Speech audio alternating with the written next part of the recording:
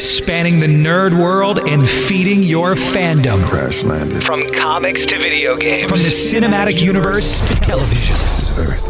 Connecting you to the biggest stars in the industry. Something out there had discovered us. It's time for the Down and Nerdy podcast. Here's your host, James Witham.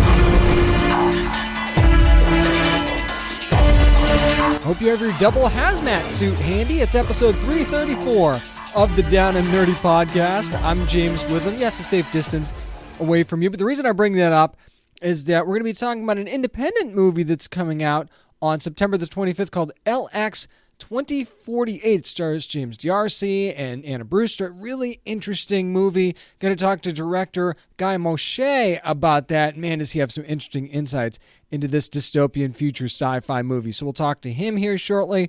Also got a double review this week. We're going to be talking about Departure that's on the Peacock streaming service. I'll have another one for you too coming up, a couple of comics, and some very interesting nerd news that's got me really fired up. And, of course, some really good news about the She-Hulk casting coming up as well. But first, we're going to start our double review week with a look at Jurassic World's Camp Cretaceous that is finally out. Going to do some spoiler-free chatter on that next on the Down and Nerdy podcast. Hey guys, it's Jake Manley from Netflix's The Order, and you are listening to the Down and Nerdy podcast. Gather around, campers, because it's time to talk about a brand new animated series from Netflix. It's Jurassic World Camp Cretaceous. You've heard me talk about the trailer and other stuff. Now it's time to actually talk about the series, which is now streaming on Netflix. Now, since it's just come out today, as I'm, put podcasts out on Friday, not really going to spoil anything. Maybe some character details here and there, just some minor stuff, but not stuff that actually happens in the series. Now, basically, this is about a camp for kids that is on Isla Nublar. Now, I say kids, we're talking about younger teenagers, like 13-ish, and that's kind of the vibe for where these kids are at. And it seems like the main part of the story centers around a kid named Darius, who is he is the one that is passionate about dinosaurs, wanted to go to Jurassic World his entire life, and just wasn't able to go until he finds himself in a position to be able to go. And you'll see that in the very beginning of the first episode. You'll see how it is, and he ends up on Camp Cretaceous. Now, and he is instantly likable, by the way. If there is one character on this series that you can't help but like, it is Darius. I mean, just has that infectious personality, and like how we all were at a certain age and how much we love dinosaurs and maybe still do, right? He is everything. He is the kid that I identify with when I was younger, when I was really getting into dinosaurs. So it's just he was the kind of breath of fresh air. Everybody else, there's a sliding scale of whether or not you're actually going to like everybody else. I mean, you've got Brooklyn, who's kind of like the internet sensation, and you got Kenji, who's the least likable of all of them, like the typical spoiled rich kid. And then you've got Yaz, who's kind of like the loner. And then you've got Sammy, and she's kind of the overenthusiastic one. She's got that kind of bubbly personality a little bit. You could tell there's something's not quite right there as you're watching the show. You could tell that there's something more going on with her that meets the eye. And then you've got Ben, who is the typical nerd who, gets sick all the time and has allergies and stuff like that. So there's a lot of tropes when it comes to the kid characters in this show. You're just going to find that. And then you're either going to be okay with it or you're not. And the camp counselors, too, quite frankly, especially one of them's like the dude bro. And then you've got one that's that's clearly the more serious one, but still wants the kids to have fun, sort of thing. So, again, I don't really want to go into the details of all the episodes. There's 8 of them in this first season. I will tell you, though, that if you're wondering, is this like a kid version of Jurassic World, or is this an adult version, and where are we at here? It kind of toes the line a little bit. It leans toward kid/young adult a lot more than it leans to adult. I will tell you that. There are some adult things that happen in this, but keep in mind it is a TV PG rated show, so it can only be but so adult. So if that's the bar you're setting for this show, that's where it's at. If that's kind of where you think if that's kind of where you're kind of basing it off of, then that's where it's at, and there's, I can't help you there. But it definitely doesn't scream kid show to me, but it also doesn't scream adult show to me. And there are some interesting things that happen in the show. The dinosaurs are very well done. I thought the movements in the animation were very fluid, but I mean, you got DreamWorks animation production, you're going to get fluid animation, right? And I can see, I kind of can see what Scott Kramer and Aaron Hammersley were doing here, the showrunners. I kind of see what they were going for. But the problem is that for so long in the beginning of this series, there's so many episodes where it seems episodic, and then it kind of acts like it wants to go somewhere and tell this main story, a centralized story, and it doesn't seem like the show knows what it wants to be for at least part of the time anyway. It does get its legs a little bit in the middle, and you start to see a story forming, but at the same time, it's like, okay, so is this going to be an episodic thing where we're finding out whether or not the kids are going to get out of trouble, or are certain things that the dinosaurs are going to do, or certain things that just pop up on the island, or is this going to be a show that's like about a centralized story? And there are certainly shows that can do both, but it's shows that have decided early on, we're going to do both. And this show doesn't seem to have made that decision, right? It seems like it kind of does, then it doesn't. I'm not sure that it kind of knows where it wants to go, or it decides, oh yeah, maybe we should have something going on here that's bigger than just each of these episodes. And there are a couple more tropes here, like the interactions between the kids. I say kids, teenagers, are kind of predictable, and how their relationships go is kind of predictable. And you'll sort of see how, just like any other teenager, right? They've all got their different set of problems and worries and things like that. And those, again, pretty predictable. Except for Darius. He's the one that I always go back to in this whole thing. Darius is the one that this show, it's kind of like he's the one that the show always comes back to. If the show knows it's one thing, it's that this show lives and dies by what goes on with Darius. Period. That's just, Darius. This show lives and dies by what goes on with Darius. Period. Okay? So you focus on that character and you keep going. And that's what they do sometimes. Not necessarily all the time, but sometimes. And, I mean, the voice acting is done very well. I think the voice acting cast does a great job. So this is not on them at all. It just feels like story-wise, I wish that we would have gotten the vibe that, okay, this is what we're doing earlier on. The episodes themselves, they're entertaining. But again, if you're looking for something that's just like the movies, this is not it. This is not just like the movies. You're going to get vibes here and there. You're going to hear names that you recognize. You're going to get little Easter eggs here and there. But you're not really going to get what the live action movies are. But quite frankly, I think that that's an unfair comparison. I don't know how you could expect that from this series. Does it live in the world? Absolutely. But it lives in a world where it's being presented differently and to a different audience, right? Is this something that younger people would probably enjoy more than someone like myself? Probably. I could see someone that's younger really getting in to the story. I would lean on a younger teenage years, or, I could say like 8, 9, 10 years old sort of thing. This is something you could enjoy. If you have a son that age, you two could enjoy it together.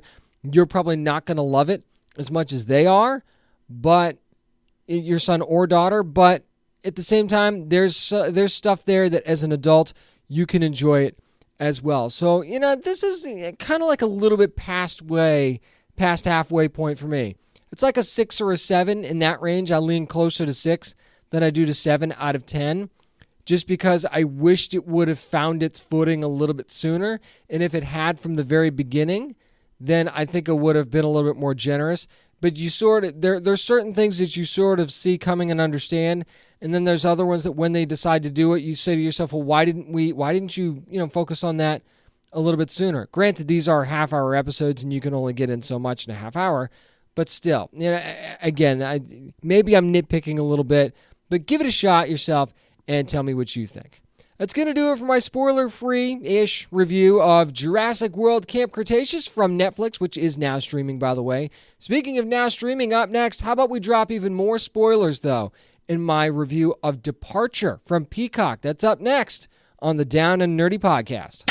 This is Audrey Esparza from Blind Spot on NBC, and you are listening to the Down and Nerdy Podcast. As if you needed one more reason to question whether or not you want to get on an airplane, how about Peacock's new series called Departure that was actually a Canadian series as well? It's based off the Canadian series, as I said when I talked about the trailer from before, starring Archie Punjabi's in this. You got Christopher Plummer and another amazing cast. And yes, this is basically a, mysterious plane disappearance, conspiracy theory type thing. But, here's the one thing that some people were wondering about. And there are going to be some spoilers when I talk about this, but I'll only do spoilers for the first episode just in case you're not caught up. So I won't spoil anything past the first episode, even though this has already been out in Canada and all kinds of other stuff. Just don't want to do it just in case anybody's not caught up. So basically, the one question I got from so many of you was, well, how is this different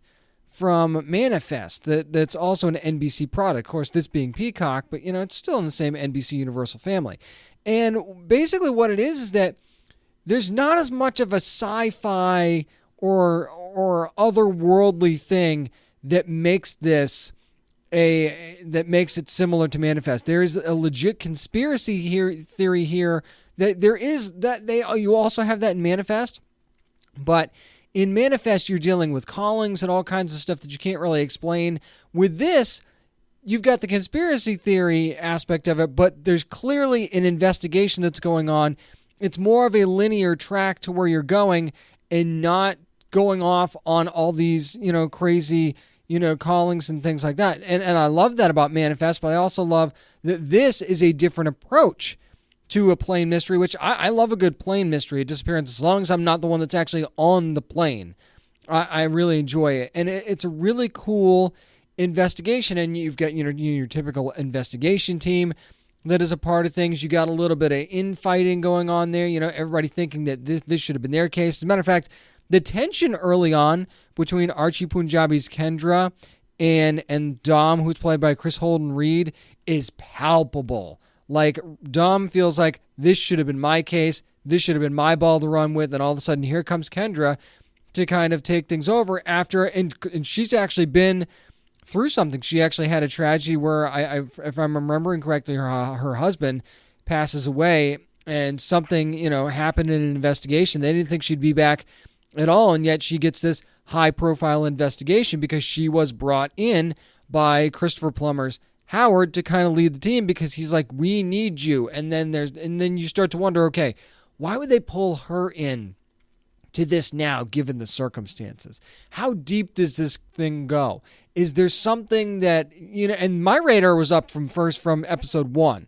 Like, something's weird about this whole thing and how it was set up, just investigation-wise, my radar was up. So it was just very, very interesting. And then we also get to see, the aspect of the plane, which we also do see, again, on Manifest, but again, this is approached a little bit differently. So you've got, the focus is really on Rebecca Lillard's Madeline. That's a character that we follow quite a bit. Basically, you just went for a job interview, you missed your flight, you end up on this one, and weird stuff happens. Now, we do find out that there was a terrorist on board that airline, right? There was at least not, if not a terrorist, somebody that was on the no-fly list sort of thing, right? And then the pilot's acting weird the entire time, and it turns out, the pilots, again, the spoilers for the first episode, turns out the pilot's leading this double life, and there's just so many different avenues that this investigation takes that you don't need that little something extra of, well, how can we make this otherworldly? There's nothing wrong with just focusing on the investigation and the conspiracy and being that. And this show does that well. Now, there's still the mystery of the one survivor that you have that they find when they're tracking things down. I actually thought it was really interesting how they kind of figured out how they would find this plane in the first place with the pings and stuff like that, because they couldn't get their signals. There's a storm coming. They're not sure they would be able to even search for survivors, never mind rescue anybody sort of thing. So there was a lot of tension in that first episode that kind of grabbed me and pulled me in. And the more and more I watched it, because, I was questioning it too, how is this going to be different from Manifest, which is also from NBC.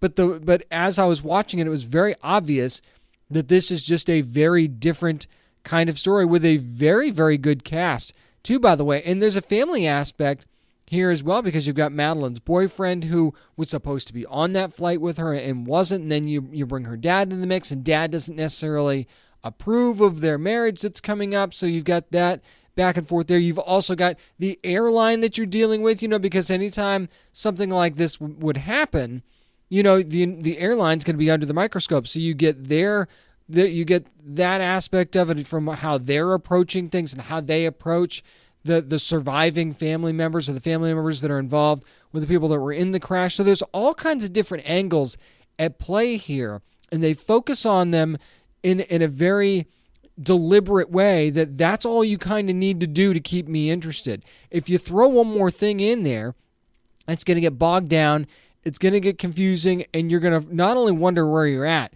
but you're going to go, well, why are we even breaking away to do this when we really should be focusing on this? And then how the story layers out beyond that is also really, really interesting. But again, I don't want to spoil anything past the first episode, just in case you're not caught up, since the series just dropped on the Peacock streaming service. But this is one that's really, really interesting to me. Definitely worth your time, especially if you like a good conspiracy theory. And sure, there's some tropes in the dialogue and things like that, but you'd almost wonder why they weren't there, They're not the annoying kind of tropes. When you're talking about something like this, like I said, there was tension between Kendra and Dom early on, and obviously there's a couple of tropes there, like this should be my case sort of thing, but the dialogue wasn't corny when they did it. It was more of it's obvious that Dom is pissed than anything else. And then of course he brings somebody on, which then makes Kendra pissed at Dom, and you kind of see this back and forth thing that's going on. So I just thought it was a really interesting way to go about how they structured things and how the dynamics from the characters work together. And just, you give me Christopher Plummer in almost anything, and you've got my attention. And his character, there's just something about him that makes you just really pay attention to go, there's more here, isn't there? You just feel it in your bones that there's more going on with this character. So if you haven't had a chance yet, fire up the Peacock streaming service, watch Departure. You will definitely not be sorry that you did. That's going to do it for my spoiler-ish review of Departure from the Peacock streaming service. Up next, time to sit down with Guy Moshe and talk about a little LX 2048. We'll do that next on the Down and Nerdy Podcast. Hi, this is Jacqueline Sosowski from Power Rangers Beast Morphers, and you're listening to the Down and Nerdy Podcast. So what do you think the near future is going to look like? Well, here's a movie that's going to try and put their take on it. What's the year 2048 going to look like? It might be pretty crazy, too. A movie is called LX 2048, and we have the director with us today. It's Guy Moshe. Guy, how you doing? I'm doing great, thank you. So for anyone that might not be familiar with the film, Guy, why don't you tell us a little bit about LX 2048?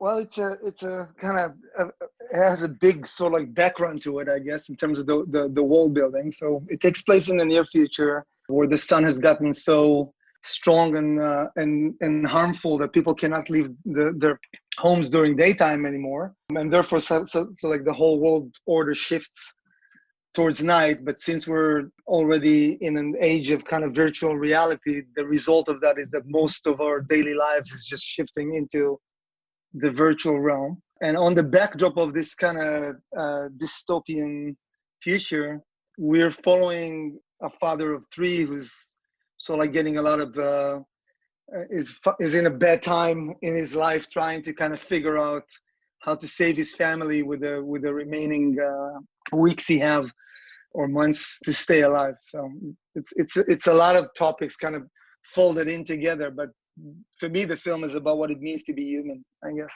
We'll talk a little bit more about Adam here in just a second. Now, it looks like we're in a world where it's more and more dependent on technology. You were kind of touching on that. So do you feel like LX 2048 is more of a real-world look at how a society hooked on virtual reality might look like? I mean, for me, the film I think the tone I was going for was slightly satirical, So I wasn't really trying to aim at something that would be, like my projection of one-to-one what it's going to feel like. Certainly, the times we live in right now, nobody could have expected the film to be so timely as we speak. I certainly haven't. But I think for me, what is kind of a funny, warning sign in the film that I do think is accurate is the idea of isolation.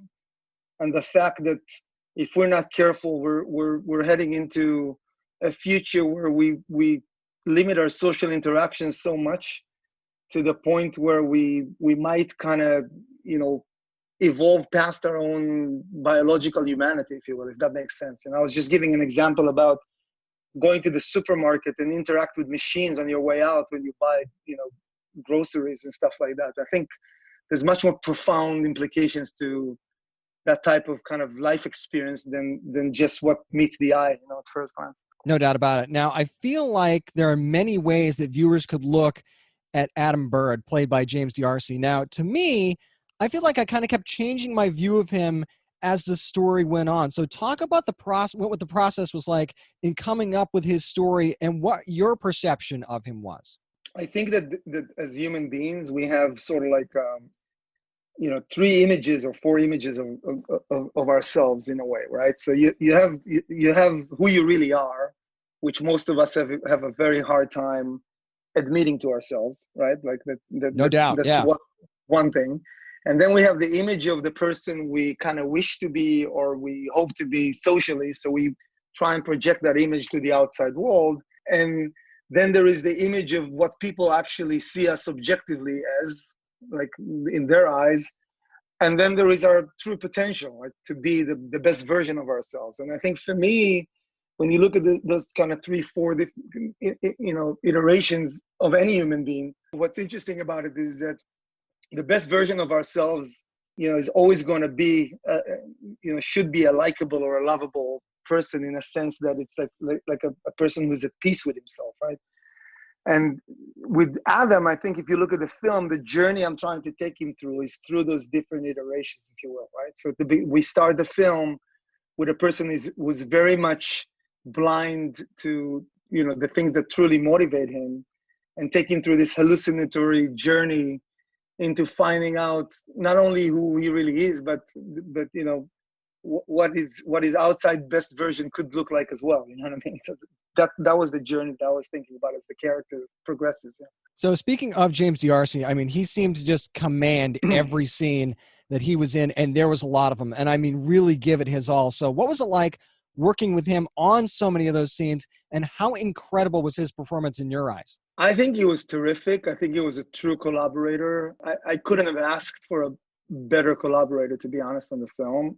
I got a chance to do something that, for the first time in my career at least, that I would love to continue doing on any film I make, which was I had a chance to go and sit down with him and read the entire script before we started shooting, and go over every scene together, literally sitting at his apartment in London and just drinking coffee and battling out some of these kind of, nitty-gritty details in the script, and got a chance to really explain to him what where the moments and the scenes came from, and also hear from him some of his own reflections, and be able to sort of like do a pass on the script, so where I could fit the voice to his voice a little bit, because I think we all speak differently. We all have different mannerisms or different kind of intonations, and the way we put kind of emphasis in certain things, and the way we carry ourselves physically, whatever. So having the chance to do that with him, and having a chance later to also rehearse all the scenes between him and Rena, I got a chance to rehearse with both of them before we started shooting,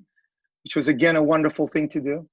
And obviously the final scene of the movie, like the climax of the film, it was impossible to shoot without doing a measure of rehearsal to know what we're doing, So I think all of that preparation, to have an actor who's so committed and who's by your side and is able to kind of, help you track where we are in the journey and the performance and all that stuff, that was just a terrific experience. And I would love to work with him again. And it was just amazing. That would be excellent. We're talking to Guy Moshe, who is the director of LX 2048, which is going to be in virtual cinemas and on video on demand on September the 25th. Now, Guy, oftentimes, and you touched on this a little bit earlier, and I'm glad you did, because oftentimes when you see a film about a dystopian future, whether it be near future or far future, there's typically like a singular cause. But LX 2048, like you said, seems to have like multiple causes and multiple things going on. So how did you balance focusing on both the fall of the planet and humanity together? So I think, again, I do think the central focus of the film is the human being inside this kind of insane amount of progress that surrounds us, and this is how I was, I think, thinking about it. And I also, if you noticed, and that wasn't necessarily even the fact that it's an independent film or whatnot. I always find it kind of bizarre that when we imagine in cinema 20, 30 years from now, people immediately start shooting, spaceships up your street, and like everything feels like we've jumped 1,000 years forward. When you look back 25 years from today, the world wasn't that different. Exactly.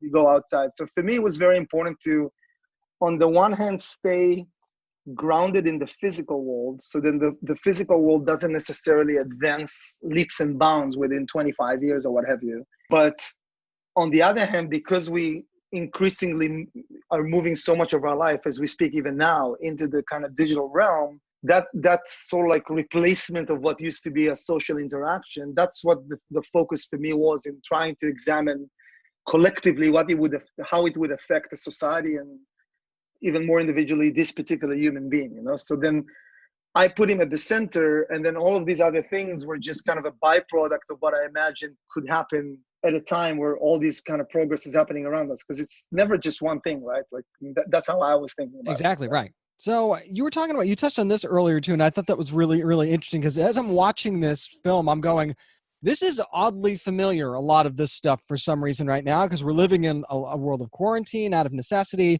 We're wearing protective masks, so you guys took that up a notch in this movie, and we stayed inside as much as possible. Doing virtual school, I'm doing that with my son right now. So looking back, do you feel like LX 2048, in a way I'm sure you could have never expected, actually kind of mirrors what we're going through a little bit, in a way? Yeah, absolutely, man. I mean, this is, and I don't want to say it's a pleasant surprise, because obviously it's not pleasant. Oh, clearly not, no. But I don't know. I'm in Los Angeles. I don't know if you're around these parts or not. But like, the other day, even the toxicity of the air because of the fires in California became such an issue that we're now checking the index. This is the first time in my life that I remember looking at the air index quality on my phone to decide whether or not it's safe for my kids to go outside and play basketball or something. Who knew there even was one, right? I didn't even know. Yeah, exactly. And now I know what the numbers mean. Like if it's 160, it's bad. And it's just crazy. So certainly the film feels way more prophetic than I thought it was going to be.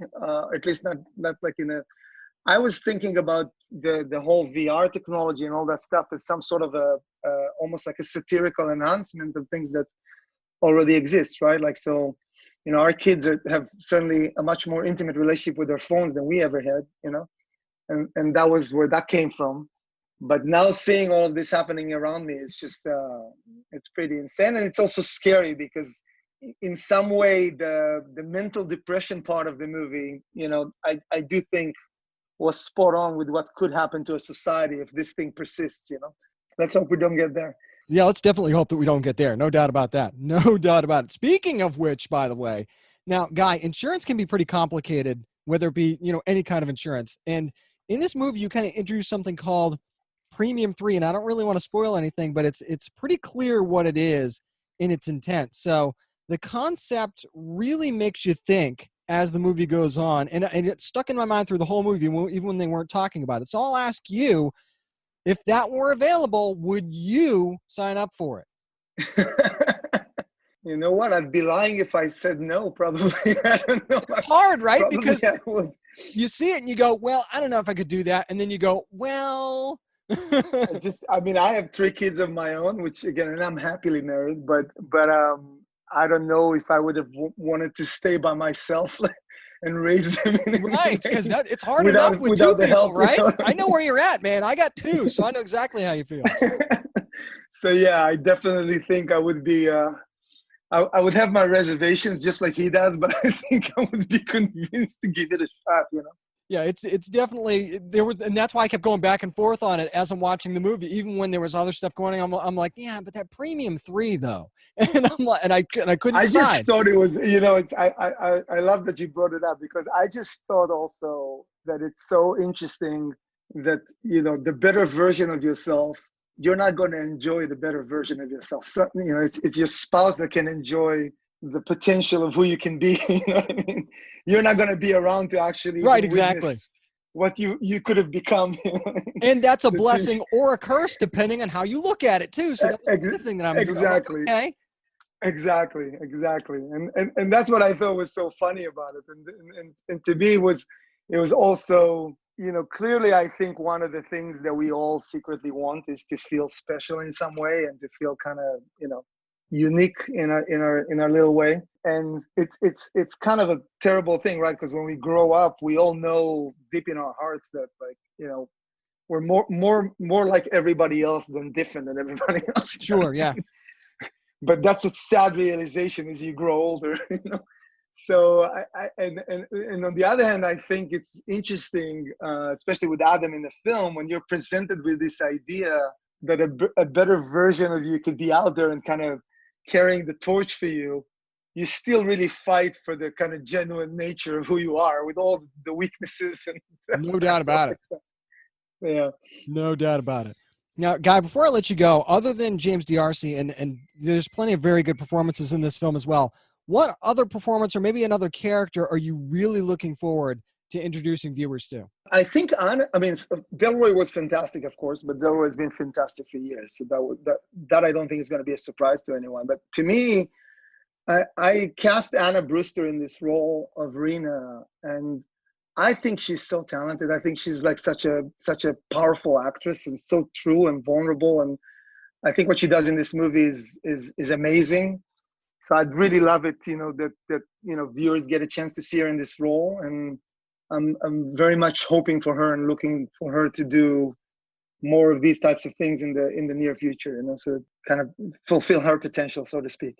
You and me both. You and me both. And we are going to get to see what that potential is realized in LX 2048, going to be available in virtual cinemas and video on demand on September the 25th. It's crazy, guys. You got to go check this out and see what this guy was up to as well. It's Guy Moshe. Thank you so much for joining me this week, Guy. Thank you so much, James. It was wonderful talking to you, and very, very smart and interesting questions as well. So thank you. My name is Liam Sharp. I draw Wonder Woman. I co-founded Mayfire, and I'm a dear and close friend of the Down and Nerdy podcast. Tablets and laptops and long boxes. Oh my! Whatever you're reading on, it's time for what we're reading. I wanted to start out with a book that we actually learned about a few months ago, and that is finally here from Skybound and Image Comics. It is Stillwater, #1 from Chip Zdarsky, Ramon K. Perez on the art here, Mike Spicer on the colors, and Russ Wooten on the letters. Now, since this book is already out, we're going to do a few spoilers here, and it actually follows a man named Daniel West, who isn't the best with people, and that seems to be an understatement as you read this book. I mean, his day kind of starts out, he gets fired for pushing a coworker, can't do that right, and it ends with even more trouble. He seems to have a certain thing about something, and you'll see it when you read the book, but it comes up a lot. It's like how Marty McFly didn't like people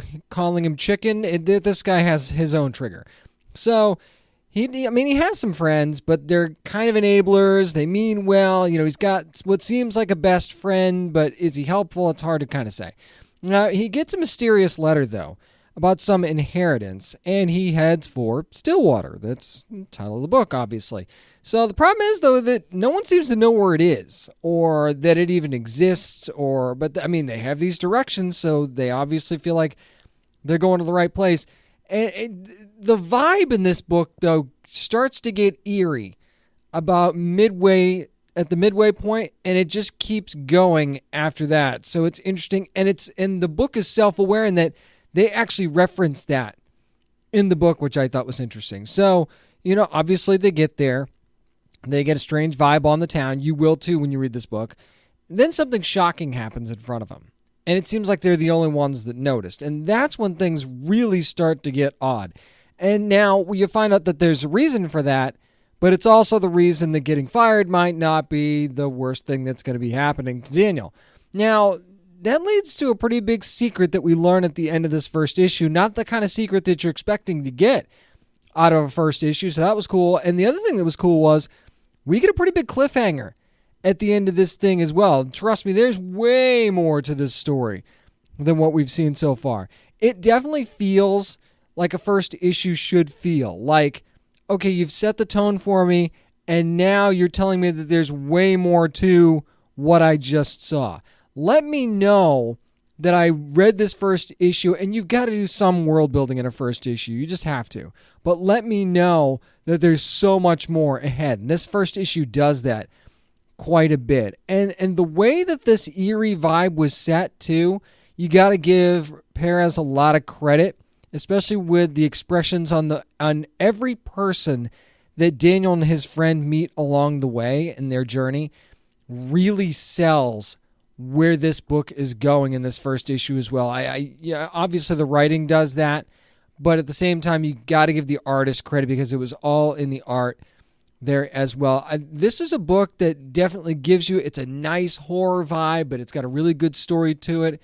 It's not like super creepy horror, but it's definitely eerie and uncomfortable, and sometimes that just makes a book awesome. So yeah, throw this in my pull box. I'm loving this one. Stillwater #1 from Skybound and Image Comics. I decided to dive back into the Catwoman story from DC Comics, and a fresh start for Catwoman actually in issue number 25, with Ram V taking over the writing duties now. Fernando Blanco also on the art. Fico Placencia, I might never say that name right. I realize that on the colors there, until somebody corrects me anyway. Tom Napolitano on the letters, and Joel Jones still sticking around a little bit with the cover here. Also Laura Allred helping out with that. Now, this is a Joker War kind of tie-in, sort of. It's a collateral damage issue. Again, this book is out, so we're going to do a few spoilers here. It was interesting to see Catwoman teaming up with Riddler and Penguin to steal Joker's money. That was a really interesting dynamic that I really dug in this book. There's also a kind of a very cool, like, back and forth in the story and art-wise, where you're seeing Catwoman's moves kind of being displayed as almost as if she's dancing with a tiger. So she's got these scenes with this tiger, and it's almost like a high wire type routine sort of thing is what it looks like. And then, you know, you go back to what's in the story, and you see her maneuvering through certain things. It's just very good. And the art, I mean, my goodness, on these scenes with the tiger is just fantastic. It didn't even kind of matter to me that it wasn't really a part of the main story. It was more like a metaphor. But man, was it a great one. I mean, if you're going to do that, if you're going to take me out of the main story, you better give me some killer art to go along with it. And they definitely did that in this issue. But kind of it gives you this one false move and it's over vibe when you're reading this story. Now, true Selena fashion, though, you know it's going to be a double cross in here somewhere, right? But now she has to maneuver her way out of trouble. And the interplay between the villains is just so great, especially in that moment of the double cross. It's very, very good. The main story kind of does end on a little bit of a shrug for me, I'm not going to lie. There's some other backup stories in here as well, though, that are pretty good. You've also got one featuring art from John Paul Leon and another one from Juan Ferreira, and that's really, really good. And it's just, they were just fun stories at the end there. But the main run, I'm not saying that, you know, it was a bad issue. I actually liked it. It's just that the end didn't give me that instant, I have to pick up the next issue vibe. And that's not a terrible thing. It was still a nice story. It was still fun. But I didn't get that hook at the end that I was kind of hoping for. It's still a solid start for Ram V and Company, though. I think that only time will tell to see how connected this run is going to be to the Joker War, or if it's going to continue to do so. It didn't seem like it would be majorly connected based on how the story went. It just feels like maybe this was this was a way to introduce this new run, and then you sort of move on with your lives after that. But we'll kind of have to see how it goes a little bit. I'm not sure I'm ready to throw this one in the pull box just yet.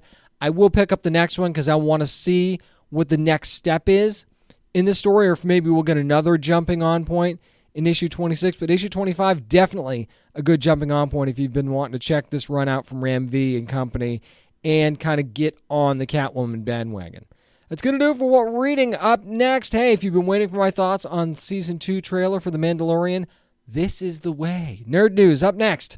I'm James Witham, and this is the Down and Nerdy Podcast. Hi, this is Greg Rucka, comic book writer, and you're listening to the Down and Nerdy Podcast. Get ready to Hulk out because it's time for Nerd News. And there's been so much speculation and social media chatter. Who should be cast as She-Hulk for the Disney Plus series? We didn't really know when we'd get the news.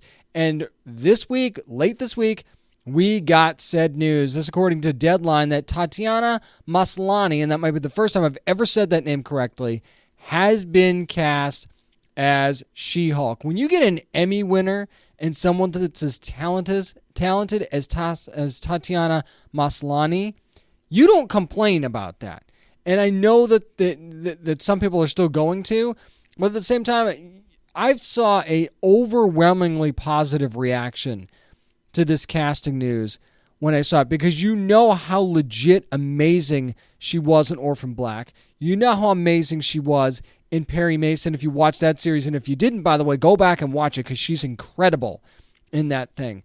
The interesting thing about how this is going to be approached is that you have an Emmy Award-winning actress who's played very smart characters in the past that is going to be playing, once again, another very smart character in Jennifer Walters, which is the cousin of Bruce Banner, by the way, in case you didn't know. So I think this is an incredibly spot-on casting by Disney, by Marvel Studios. And that's why, and it's one that I didn't see anybody mention, right? Like, there were other names that were put out there, and it's not that they were bad names, but then you see them do this and you go, oh, yeah, that's a good choice. Almost like you didn't think of it. And then once it happens, you go, oh, well, I didn't think of that. And that's why they do this and I don't. That's one of those things, because I didn't have that name on my list either. And I just think that this is incredible. And you get somebody that's already won an Emmy in this role. And I think that this brings even more attention to a series that was going to have a lot of attention on it anyway. But the interesting thing to me was in the news that was earlier in the week, and that was Kat Coro, and Kat, I apologize if I butchered your name, is going to be directing this series, and she's got a comedy background. And then you got Jessica Gao, who's from Rick and Morty, who's going to be the showrunner and run the writer's room, also a comedy background. Now, Rick and Morty, not just a comedy, I realize that. But both being from the comedy realm in this series is interesting to me. And it's not that I'm not saying that people who do comedy can't do anything else, but I go into this thinking, okay, I'm not really expecting this show to be hilarious, right? Marvel tries to inject humor in pretty much everything that they do, and there's absolutely nothing wrong with that. It's clearly a formula that's worked very well for them. But I was not prepared for that in this particular series. So I actually think adding a little bit of levity to this series, if that's what they're going to go for, could actually make it even better. So I'm very curious to see what direction that they take this thing in. And just based on this casting alone, I'm interested and I'm in. I mean, I wasn't as interested in the series before because She-Hulk's never been a character that I've really been big into. But now that I see this, you've got me more interested than I would have been before. And I think that's kind of the point of going out and getting somebody like Tatiana Maslany. So bravo for that casting. Speaking of Disney Plus, we know The Mandalorian Season 2 is going to be coming out October the 30th. And we finally got a trailer for what is going to be Season 2. And it gives us some confirmation about where Season 2 is going to go. And it's basically Mando going to find the child's people, the child's true family. You know, you see them say that, you know, you need to reunite the child with his own kind.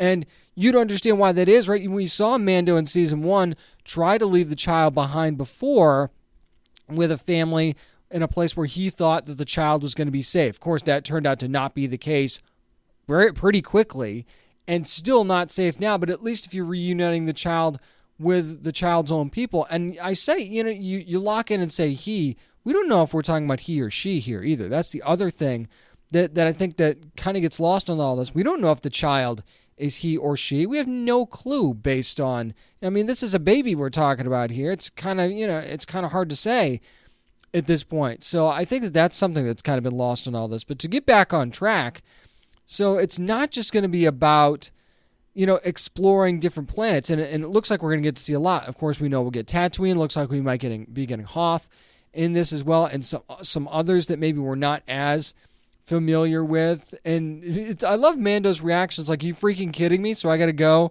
all these different places and just randomly try to track down this kid's family. And it's like, you're one of the best Mandalorians ever.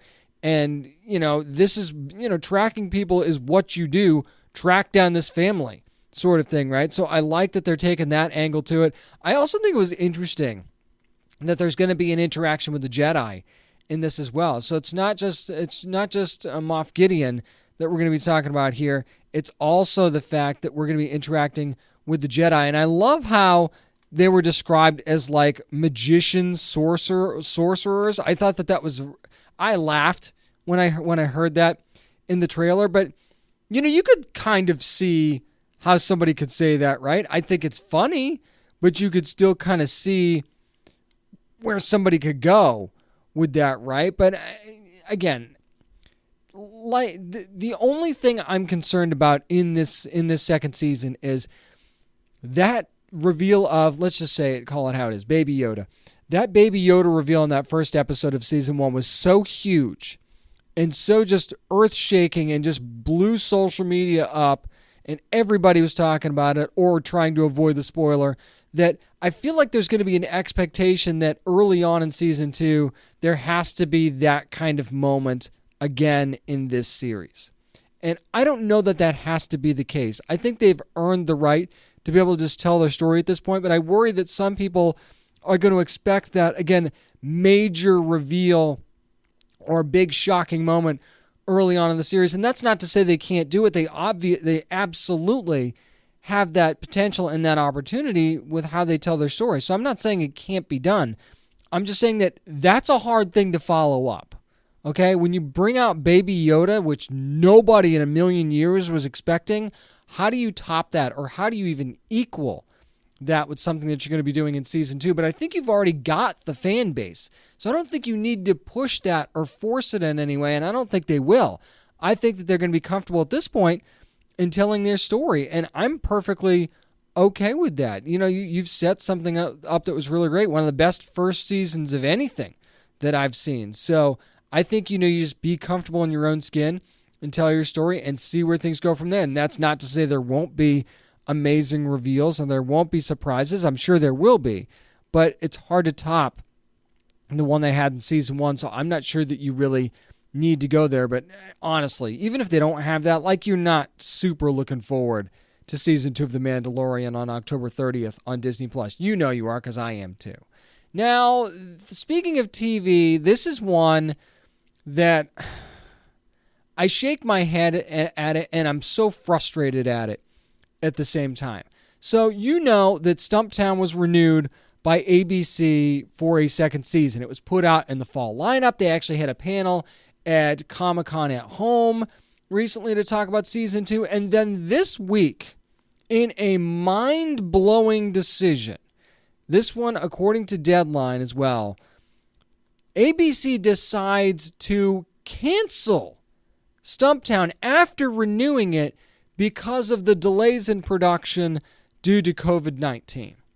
Or at least that's what the report says. And I'm like, you've got to be freaking kidding me. First of all, didn't you know this when you were going in and checking and picking out your renewals? And one of the reasons they're like, well, this was supposed to air in the fall. Now it's not going to be able to air in the fall. So why bother? Why bother? Because you built a pretty good fan base in that first season. It was a good show. It was well written, had a great cast, and you're going to dump it because you can't air it when you want to? Does that not seem like a childish temper tantrum reaction to something like this? I'm sure that's not the only reason. I know that this wasn't the cheapest show to shoot, and there were different locations that they would film at. That, the stunts probably cost a little bit more money than your average series. And there's other challenges romantically maybe that you would need to get around. But you're not the only show that's going to have these problems, okay? And if other shows can figure it out, you're going to need to figure it out, because otherwise you need to ask yourself, what kind of a show am I going to be making here? Think about all the stuff that's coming out that's already in the can, right? All these series that were filmed before the world caught on fire, literally and figuratively. Let's look at all of these things that were already done, and now you're saying, okay, well, what are things going to look like now that there's restrictions in place, and now that there's only so much you can do, and there's only certain things that you're not maybe necessarily going to be able to do now in this new pandemic filming world.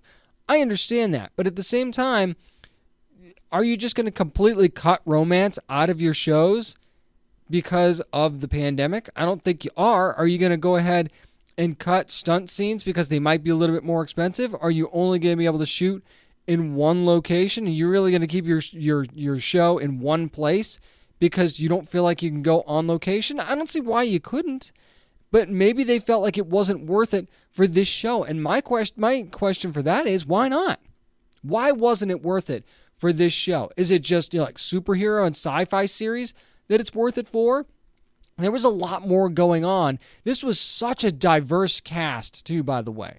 If you almost kind of goes, you don't really notice that when you're watching it, because it's not a huge focus of the show, because they just make it come naturally for them. It was a natural thing, and now you're dumping this series to replace it with what? I mean, what are we going to do? Like The Bachelor International, the National Paper Football Championships, where you can also fire tennis balls at people while they're playing, something like that? I mean, come on, ABC. You've got to be better than this. And you've got to realize that, yes, this world is going to be filled with new challenges, and it can really suck for all of us in different ways, but you've got to find a way to adapt and be able to not dump a show so quickly just because it might be a little hard and just because it might be a little expensive. I get that companies across the board might need to save a little bit more money right now, but there would have been ways to get this show on the air, and shame on you for renewing it before you knew for sure you were going to be able to deliver a second season. And you have to know that delays might happen. Look at The Batman.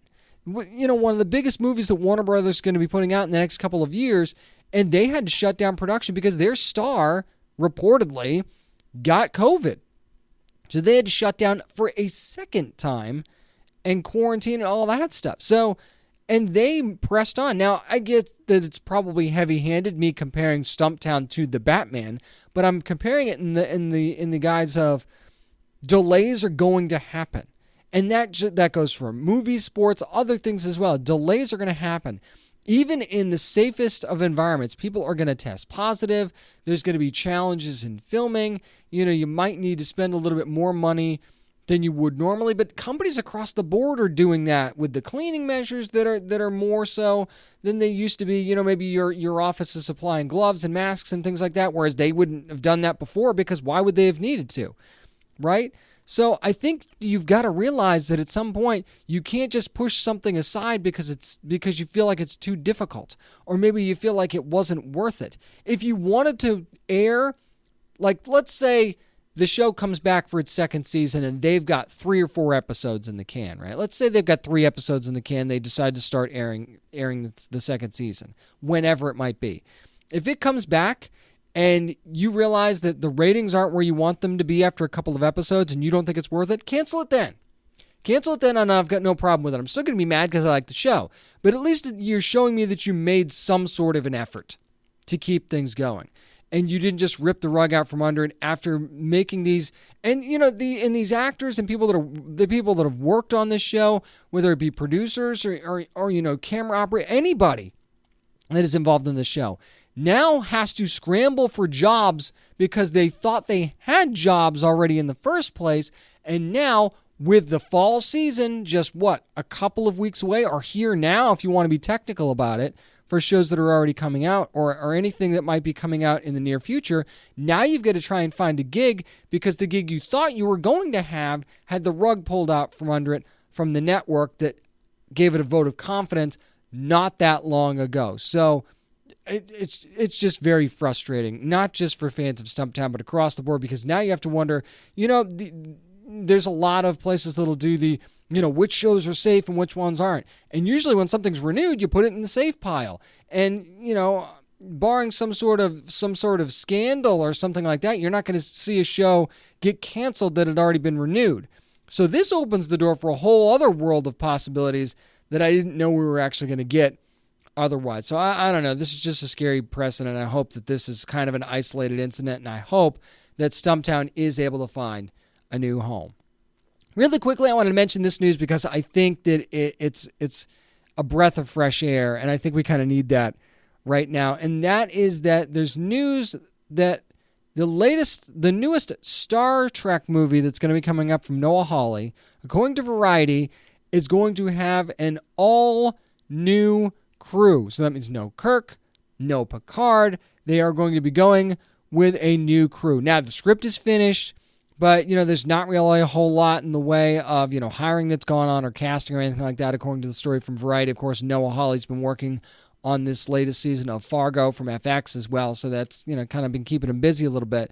But he specifically says that they're not doing Kirk and they're not being Picard because he wanted to do what he did with Fargo. He's like, this has nothing to do with the, because the series has nothing to do with the movie, right? Well, now there's going to be canon, but you're not going to get what you've already gotten before. So this is not going to be some reboot.